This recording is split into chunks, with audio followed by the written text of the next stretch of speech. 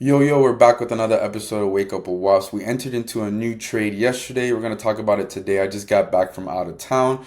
And then if you stay tuned, I'll go over three crypto coins that kind of look good for the immediate future. Now, starting off with the S&P 500. If you saw my last video, go check it out. I was not worried at all. I was telling my followers that we had a very extended run from the low of the April tariffs. And then we went very nice run. There's a lot of points in just a couple months. So that pullback was pretty healthy if you ask me. It happened in one day, so it looks ugly, and plus it was off news. So people got a little worried, but I told you guys I was not worried because I had the 50-day moving average right there. And we also have a previous resistance spot that could act as support. And then I think on Monday, Trump came out that it was like a misunderstanding and they're working with China to get this resolved. So it was all an overreaction. Right now, we're in the pre-market and we're above the 9 EMA and 20 SMA. It's actually looking really good. That's why I entered into our new stock. We're going to go over it now.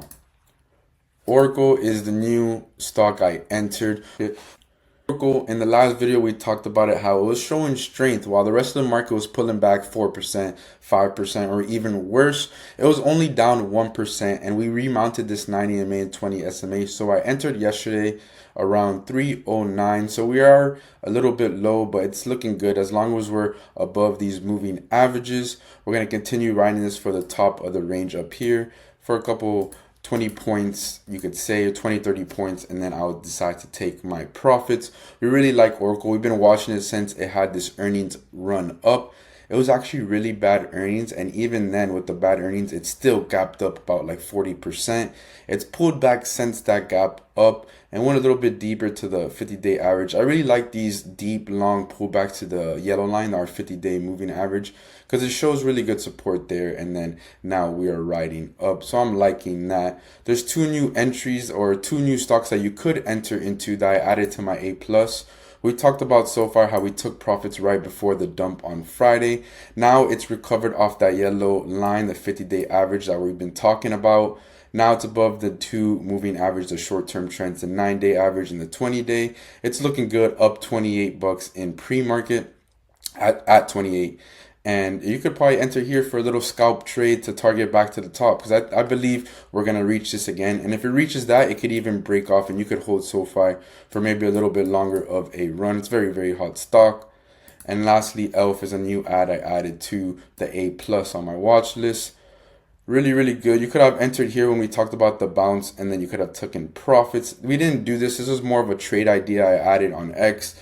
Go follow me on X, Wake Up with Wops. I might not enter all the stocks, but I give you guys trade ideas and let you guys know what I would do if I was entering. So it hit the target price, and let's say you didn't take profits. It pulled back on that Friday news, but now showing support again at that 50-day average. You would want to remount these two moving averages, the 9-day and 20-day, just to give it a boost to go back to take profits. But I wouldn't mind entering here and then just taking profits again at the top, because it looks like it's going to do the same thing. Now, let's go to the crypto side. I have three coins for you guys that I really like. If you guys saw the last two videos, I'm done swing trading crypto for now. It's a little bit too choppy, and especially after that Friday news, it's better just to maybe trade intraday, or I'm going to just wait for a good confirmation. But I'm really loving hype right now as it's bounced off the 200-day SMA, and now we're just under the 9-day average. I would really want to remount that around 41, 42 bucks, and then maybe I could enter into a hype long. BitTensor Tau has been killing it. You guys know from the AI news, I'm guessing. I don't really know what's the news driving Tau, but it's been on an absolute run. It's probably one of the best charts right now on my watch list, above these moving averages and breaking out of this kind of long-term range it's been in. So I'm really liking Tau. I could probably enter into Tau once I see a little bit more of a pullback.